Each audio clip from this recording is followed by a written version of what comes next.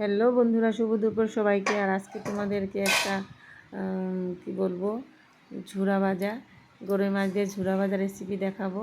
ওই যে দেখো, এদিকে পেঁয়াজ, কাঁচা লঙ্কা আর আদা কুচি এগুলো রেখে দিলাম। আর এদিকে সিদ্ধ করা মাছ, আর এদিকে দেখো আমার গরুই মাছের ঝোল হচ্ছে এদিকে।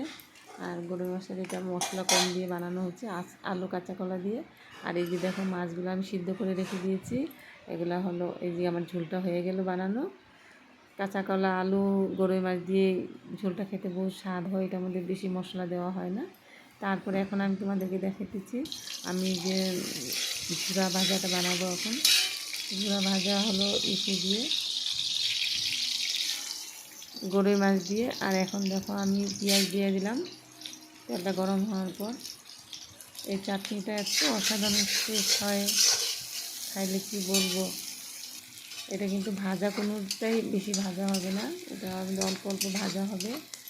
এটা দেখো, এই পেঁয়াজটা আমি ভাজা করছি। পেঁয়াজটা আমি আধা ভাজা হওয়ার পর আমি দিয়ে দিলাম আদা কুচি, পেঁয়াজ কুচি। আধা ভাজা হওয়ার পর এখানে যদি ভাজাটা যদি পুরা হয়ে যায়, তাহলে কিন্তু এটার স্বাদ আলাদা হয়ে যাবে। এটা কিন্তু ভাজা হয়ে যাবে, এটা ভাজা হবে না, এটার নাম ঝুরা ভাজা। তারপর দেখো, খুব সুন্দর একটা গন্ধ বের হয়। এই পেঁয়াজ দেওয়ার পর আদা দিলাম। এখন আমি কাঁচা লঙ্কাগুলো দিয়ে দিব। এখানে কাঁচা লঙ্কা কম হয়েছে, আমি এখন কাঁচা লঙ্কা আরও কুচি দিব।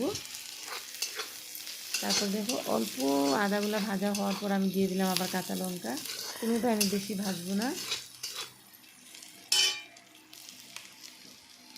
এই যে দেখো, আমি আরও কাঁচা লঙ্কা দিয়ে দিলাম। এখানে কিন্তু আমি শুকনো লঙ্কা দিব না। আর এটা দেখো, সবগুলো আধা আধা ভাজা হচ্ছে। এটা পুরা ভাজা হয়ে গেলে কিন্তু ভাজা হয়ে যাবে, এটার নাম আর ঝুরা ভাজা হবে না। তারপর দেখো, সব কিছু আধা ভাজা হওয়ার পরে সেন্টটা খুব সুন্দর বের হয়। তারপর ভাজা হওয়ার পর দিয়ে দিলাম আমি এখানে টমেটো কুচি। টমেটো কুচিটা আমি 2টা লাড়া দিব, বেশি একটা লাড়া দিব না, বলে গেলে আবার হবে না। তারপর এখানে আমি দেখো, সবটাই কম কম ভাজা হয়েছে। এখন আমি এই যে সিদ্ধ করে রাখা মাছগুলি আমি সবগুলা দিয়ে দিলাম ঝুরি করে।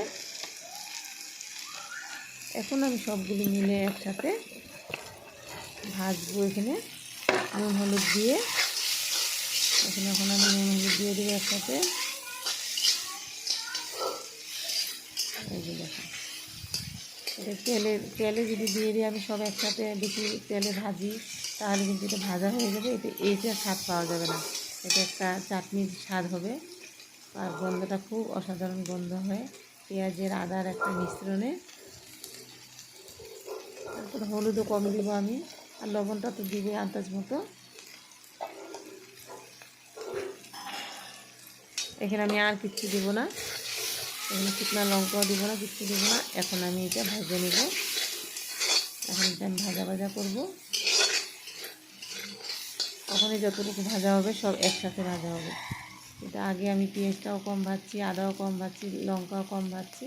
এখন আমি এখানে দিয়ে দিব একটু কাঁচা তেল। কাঁচা তেলটা দিলে আরও একটা সুন্দর গন্ধ বের হয়। এই চাটনিটা দিয়ে যদি ভাত খাও, তোমার আর অন্য কিছু লাগবে না। এটা খুব একটা টেস্টি রেসিপি। যারা জানো তো জানো, আর যারা না জানো একবার বানিয়ে খেয়ে দেখো। এই যে দেখো, আমার চাটনিটা দেখে কেমন মনে হচ্ছে, স্বাদ হবে। বাই সবাইকে, তোমরা ভালো থেকো, শুভ দুপুর সবাইকে।